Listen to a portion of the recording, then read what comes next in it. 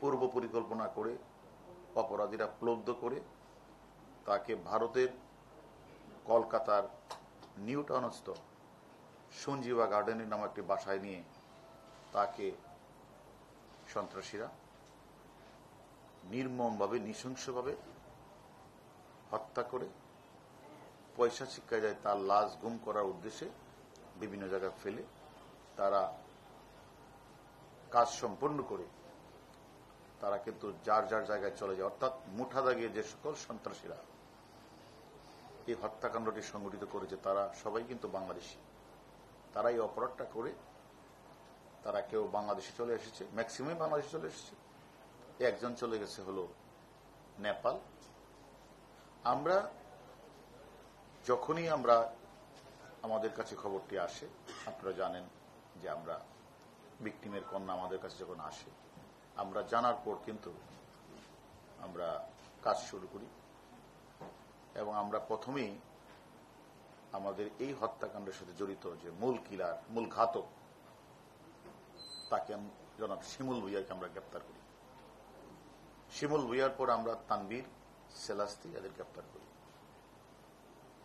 এবং আমরা শিমুল ভুইয়ার সাথে যখন আমরা জিজ্ঞাসাবাদ করি এবং শিমুল ভুইয়া আদালতেও যে বিজ্ঞ ম্যাজিস্ট্রেটের সামনে 164 যে জবানবন্দি প্রদান করেছেন সেগুলি আমরা পর্যালোচনা করি, আমরা তথ্যপত্র বিশ্লেষণ করি এবং আমরা নিজেরা আমাদের টিম নিয়ে আমরা কলকাতার নিউ টাউনস্থ সঞ্জীবা গার্ডেন পরিদর্শন করি, সেখানে যে সিসিটিভি সেটা অ্যানালাইজ করি, গোয়েন্দা তথ্য কালেকশন করি। করার পরে আমাদের কাছে যে আমরা শিমুল ভুইয়ার পরে যে হত্যাকাণ্ডটি সংঘটিত করার জন্য আরো যে দুই ব্যক্তি অগ্রণী ভূমিকা পালন করেছেন তার মধ্যে একজন হল ফয়সাল শাহজি আর একজন হল মুস্তাফিজুর রহমান, যাকে আমরা গতকাল দুর্গম পাহাড়ি এলাকা, উঁচু নিচু পথ, ফটিকছড়ি, ভোজপুরি এবং সীতাকুণ্ডের মাঝখানে একটা পাহাড়ের এক পাদদেশ থেকে তারা লাল ধুতি পরিহিত অবস্থায় সেখানে শুয়েছিল এবং তারা তাদের নাম ধারণ করেছিল, একজনের নাম পলাশ রায় আর একজনের নাম শিমুল রায়। এই নাম ধারণ করে, হিন্দু বেশ ধারণ করে, ধুতি পরে তারা প্রায় অনেক দিন যাবতই এই পাতালটার নাম হল শ্রী শ্রী পাতাল কালী মন্দিরে তারা বাঁচার জন্য তারা লুকিয়েছিল। আমরা আপনাদেরকে বলেছিলাম যে আমরা অনেককে গ্রেপ্তার করেছি এর আগে। এই দুইজনকে গ্রেপ্তার করার জন্য আমাদের একটি টিম ছিল ঝিনাইদহ, আরেকটা টিম আমরা কাজ করতেছিল হলো যশোহর, আর দুটি টিম কাজ করতেছিল খাগড়াছড়ি, বান্দরবন, তারপরে সীতাকুণ্ড, ফটিকছড়ি। ওই এলাকাগুলিতে আমাদের টিমগুলি কাজ করতেছিল অনেকদিন যাবত। আমরা এর মধ্যে একটি টিম আমাদের সুন্দরবনও গিয়েছিল, আমরা তথ্য পেয়েছিলাম সুন্দরবনের আমাদের ওই মাছ ধরার ট্রলারে, সেখানে আমরা তথ্য পেয়েছিলাম। এইভাবে আমরা সবগুলি জায়গায় পাহাড়ের পাদদেশ থেকে শুরু করে বঙ্গোপসাগর, সুন্দরবন এবং বিভিন্ন জায়গাগুলিতে আমরা কিন্তু এই দুজন ব্যক্তি, যারা সর্বশেষ দুজন ব্যক্তি, যারা ওই শিমুল ভুইয়ার নেতৃত্বে তারা হত্যাকাণ্ডের জন্য যা যা করা তারা সেটাই করেছে এবং তার ধারাবাহিকতায় আমি যদি বলি যে যেদিন এই হত্যাকাণ্ডটি সংঘটিত হয় 13 তারিখ, এই 13 তারিখ সকালবেলা কিন্তু আমাদের ভিকটিম আনোয়ারুল আজিম আনাস সাহেব তার বন্ধু গোপাল বাসা থেকে কিন্তু বের হয় এবং গোপালের বাসা থেকে বের হয়ে ইনি কিন্তু বিধানসভার কলকাতার পাবলিক স্কুলের সামনে সে আসে। আর তখন সেখানে কিন্তু ওয়েট করতেছিল হলো ফয়সাল শাহ, তাকে রিসিভ করবে, ও যাকে আমরা গতকাল ধরেছি। ফয়সাল শাহজি তাকে সাদা গাড়িতে তুললেন, সাদা গাড়িতে তুলে তাকে গুপ্তা সুইটস একটা মিষ্টান্ন ভান্ডারের সামনে নিয়ে গেলেন। সাদা গাড়ি নিয়ে সেখানে গিয়ে একটা লাল গাড়ি ছিল, সে লাল গাড়িতে ফয়সাল শাহজি ওই এমপি আনোয়ার আলী তো ভিকটিমকে নিয়ে লাল গাড়িতে ওয়েট করতেছিল শিমুল ভুইয়া, মূল ঘাতক। এরা তিনজন সেই গাড়িতে করে তারা আবার ওই কলকাতার ওই যে সঞ্জীবা গার্ডেনে নিয়ে গেলেন। ওইখানে ওয়েট করতেছিল বাসার ভিতরে মুস্তাফিজ, ডাইনিং রুমে ছিল জিহাদ হাওলাদার আর শিলাস্তিকে রাখছে দরজার সামনে, আসলে যেন তাকে রিসিভ করা হয়। এবং যখন সে আমাদের যে গতকালের গ্রেপ্তারকৃত আসামি ফয়সাল এবং আগের গ্রেপ্তারকৃত আসামি যে 160 মানে শিমুল ভুইয়া, এরা দুইজন নিয়ে গেলেন তাকে ওই ফ্ল্যাটে, রিসিভ করলেন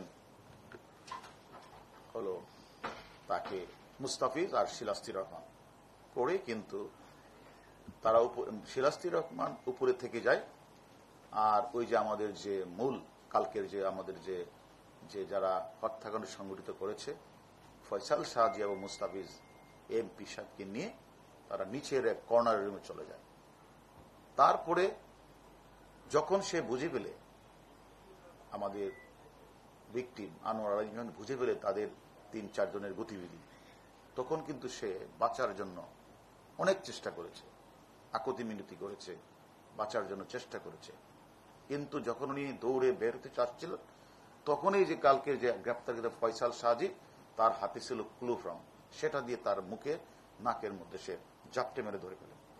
তখন তিনি আর মানে কতক্ষণ তিনি ধাক্কাধাক্কি করলেও পরে তিনি নিস্তেজ হয়ে যান। ওই নিস্তেজ হয়ে যাওয়ার পরে আমরা পূর্বে অনেকবারই বলেছি, তখন তারা এই হত্যাকাণ্ড সংগঠিত করেছে। আমাদের কথা হলো আমাদের টিম, আমরা আমাদের প্রত্যেকটি টিম ডিবির ওয়ারি ডিভিশনের তারা অত্যন্ত পরিশ্রম করে, আপনারা জানেন যে হত্যাকাণ্ডের যে কিলিং মিশন, এই কিলিং মিশনের 7 জন দায়িত্ব পালন করেছেন। এই 7 জনই কিন্তু গ্রেপ্তার হয়েছে। একজন গ্রেপ্তার হয়েছে কলকাতায়, জিয়াদ হাওলাদার। আরেকজন গ্রেপ্তার হয়েছে আমাদের এনসিবির মধ্যে, আমরা তথ্য পদ্ধতি নেপাল পুলিশকে সহায়তা করেছি, সিয়াম, কলকাতা নেপাল পুলিশ গ্রেপ্তার করেছে।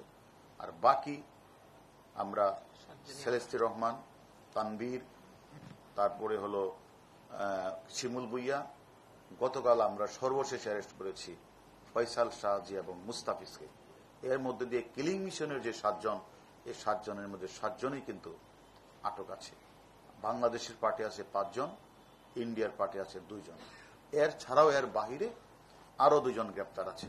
এই পর্যন্ত আমাদের হাতে গ্রেপ্তার হয়েছে টোটাল 7 জন।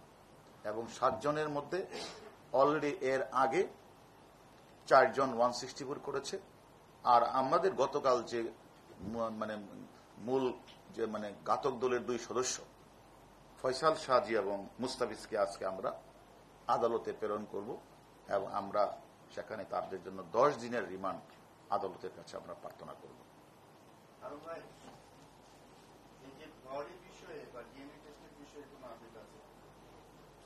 ওইটা তো আসলে আমাদের কোনো পার্ট না, এটা তো কলকাতা পুলিশের পার্ট। তারা যখনই তারা অলরেডি আমরা জানি তাদের সাথে ভিকটিমের পরিবারের নিয়মিত যোগাযোগ হচ্ছে। ভিকটিমের পরিবারের যে সদস্য তারা একটু অসুস্থ, তারা হয়তো সামনের সপ্তাহে যে কোনো দিন চলে যাবে। এটা তো আমাদের কোনো পার্ট না, আমাদের কোনো পার্ট না। ওনার জিজ্ঞাসাবাদ কোনটা আমরা তো ওইখানে জিজ্ঞাসাবাদ করা শেষ, আমাদের আর কি জিজ্ঞাসাবাদ করবো? ওইখানে পার্ট জিজ্ঞাসাবাদ শেষ। আপনাদের কোনো প্রতিনিধি ভারতে যাচ্ছেন এই সংক্রান্ত? কোনটা বিষয়? ডিএনএ টেস্টটা তো আমাদের পার্ট না, এটা ওনারা, এটা আসলে বাংলাদেশ, ওনারা বাংলাদেশের হাই কমিশনের মাধ্যমে তার পরিবারের সাথে যোগাযোগ করেছেন, তাদের নাম নাম্বার নিয়েছেন, তাদের সাথে তাদের যোগাযোগ হচ্ছে নিয়মিত।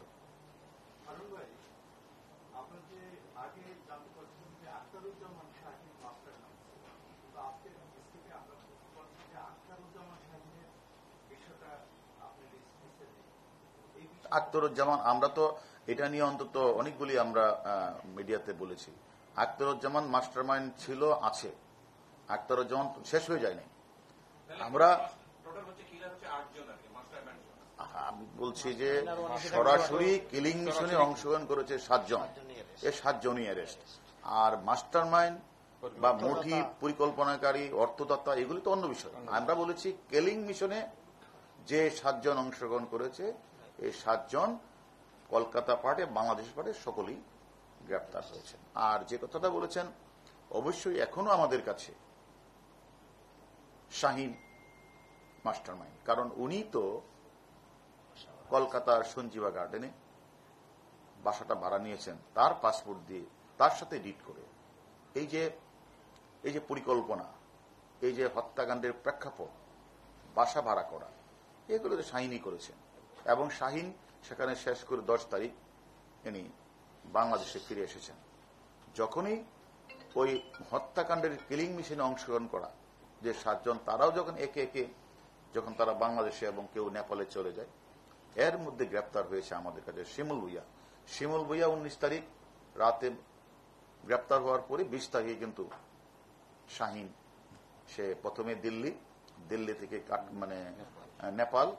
নেপাল থেকে দুবাই হয়ে উনি তার ইউএস সিটিজেন, সেই ইউএস পাসপোর্ট, সে সেখানে চলে যায়। এখন আমাদের কাজ চলছে, আমরা অলরেডি আমাদের পুলিশ হেডকোয়ার্টারের এনসিবির মাধ্যমে আমরা ইন্টারপোলের কাছে চিঠি লিখেছি, আমরা আমেরিকান এম্বাসির সাথে কথা বলেছি এবং কলকাতার পুলিশকে আমরা অনুরোধ করেছি, কারণ তাদের সাথে, কলকাতার পুলিশের সাথে বা ইন্ডিয়ার সাথে মার্কিন যুক্তরাষ্ট্রের একটা এক্সট্রাডিশন ট্রিটি আছে। এবং এছাড়াও যেহেতু হত্যাকাণ্ডটি সংঘটিত হয়েছে, এখানে হত্যার মামলাটা রুজু হয়েছে সেখানে, এবং এটা আমি মনে করি ইন্ডিয়ার কাছে তো এটা মোস্ট ওয়ান্টেড, এবং আমি মনে করি যেহেতু মোস্ট নিডফুল কান্ট্রি হল ইন্ডিয়া, তারাও চেষ্টা করবেন এবং তারা খুব আন্তরিকতার সহিত ইন্ডিয়া চেষ্টা করছে। এবং হয়তো ডিএনএ টেস্ট শেষ করার পরে হয়তো তারা, আমরা মনে করি মোটামুটি এটা আমাদের যে তদন্ত প্রায় একটা কনক্লুসিভ পর্যায়ে আমরা আছি।